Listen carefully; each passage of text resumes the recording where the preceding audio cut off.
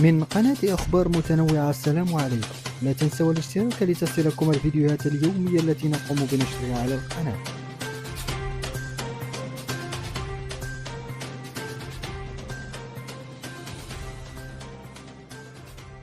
قال وليد الركراكي مدرب المنتخب الوطني المغربي إن هناك لاعبين في المنتخب الوطني يريدون الاستحواذ ولمس الكرة كثيرا مثل زياش وأناحي وبوفال.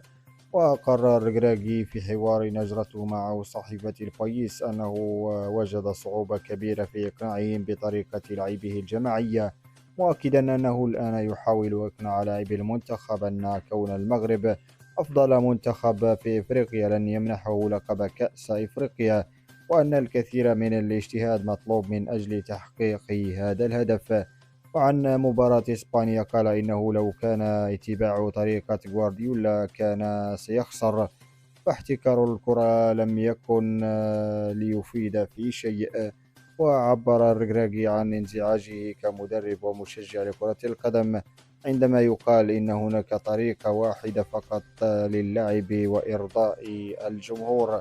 وأوضح قائلا ليس صحيحا أن تيكي تاكا هو ما يريده الجميع، هناك أناس يحبون كرة القدم القتالية التي يقدمها سيميوني، وهناك أشخاص مثلي معجبون بكرة القدم على غرار طريقة بيبي غوارديولا.